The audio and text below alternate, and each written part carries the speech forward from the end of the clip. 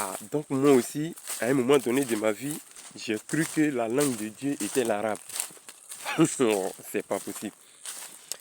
Nous sommes en octobre 2017.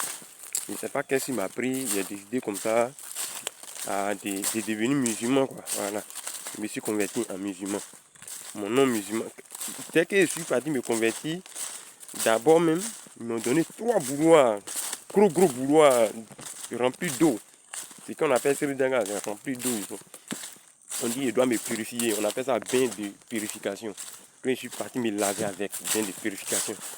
Après ça, ils m'ont dit, bon, comme il vient de me convertir en islam, je dois porter un nom musulman. Il dit, bon, c'est comme ça, appelez-moi Abdel Aziz. Et c'est comme ça tout a commencé. Et ils m'ont appelé, ils m'ont expliqué comment ça se passait, tout. Dîme, tout ça là. Et puis,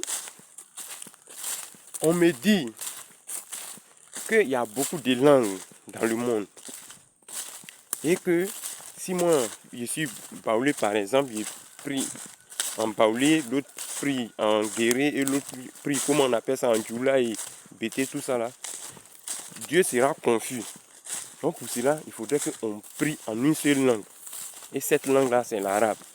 Et c'est cette langue-là même que Dieu parle. Donc, même au dernier jugement, c'est l'arabe. Pour ne pas dire c'est en arabe, ils vont nous juger.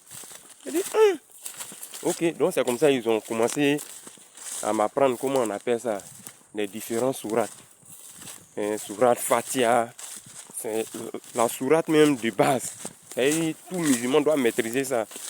Avant la prière, tu fais la sourate Fatiha, et puis accompagné d'autres sourates, et puis tu pries, tu fais tes rakats. La sourate Fatiha, Bismillahirrahmanirrahim, Alhamdulillahi Rabbil Alamin, Ar-Rahmanirrahim, Maliki Yawmiddin, Iyyaka na'budu wa iyyaka nasta'in, Ihdina sirata mustaqim, sirata ladzina an'amta alayhim. En tout cas, c'était un peu ça, la sourate Fatiha. Tous ceux mêmes qui prient là, les musulmans là, ils savent de quoi je parle. Voilà. Une fois tu cites cette sourate, tu vas accompagner d'autres sourates et tu fais tes rakats. Mais moi, j'ai commencé à poser assez de questions. Je voulais comprendre même l'islam avant même de m'intégrer fort même. Donc comment on appelle ça, mon imam là, il dit, mais un croyant ne pose pas assez de questions. Il faut prier seulement. C'est là mes problèmes ont commencé. De un même, je lui ai dit, bon, si le Dieu tout-puissant qui doit comprendre toutes les langues du monde, il est confus. Donc pour cela, il faudrait qu'on prie en arabe. C'est que là, il y a un problème. Donc le gars, il a compris que je commence à poser assez de questions. Et il a commencé aussi à restreindre, comment on appelle ça, des réponses. Donc plus les réponses devenaient minimes, plus mes questions aussi agrandissaient. C'est-à-dire, je posais assez de questions. Donc, à un moment donné, il dit non, que ça là, ça devient compliqué pour moi. Tout ça là me devient compliqué pour moi. Parce que, comment on appelle ça? J'ai même fait les trucs là, comment on appelle ça? Carême. J'ai fait carême. Je ne sais pas si c'est 1 mois ou bien 29 jours ou bien 28 jours là. J'ai fait tout ça là même. Mais j'ai vu que c'était la plus grande arnaque. Je ne parle pas de votre religion, hein.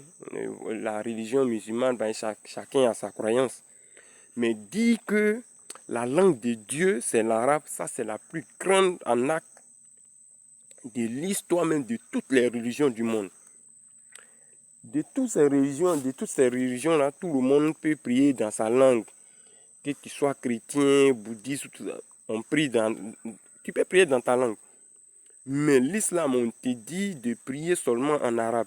Ça, c'est la plus grande arnaque. Dit que Dieu, il est arabe et que au dernier jugement, c'est en arabe, ils vont nous juger là-bas. J'ai posé la question comment on appelle ça, à mon imam de savoir, et mes ancêtres qui sont morts à l'époque sans connaître l'islam, ou bien qui ne comprennent pas arabe. Quand ils vont les juger là, ils vont s'exprimer comment il dit, c'est que ceux-là, comment on appelle ça, c'est l'enfer en même temps. Puis il me dit, le paradis même, c'est là-bas, c'est encore plus mieux. Que tu as droit à 78 femmes vierges. Et que là-bas, là même, là, c'est quoi? On nous demande de ne pas boire de l'alcool ici.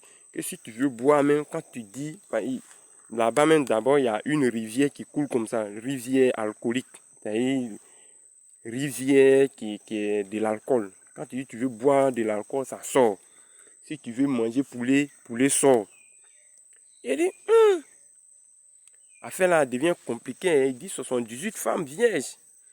Maintenant, j'ai posé la question de savoir, bon, si les 78 femmes vierges au paradis qu'on va marier là, mais nos femmes que nous avons ici là, qui va aller les marier, puisque nous, on les a déjà déviégées ici. Qui va aller les marier là-bas?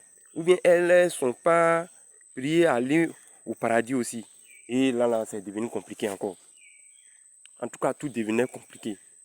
Et c'est comme ça qu'il a décidé un jour d'abandonner. Parce que c'était de la naque.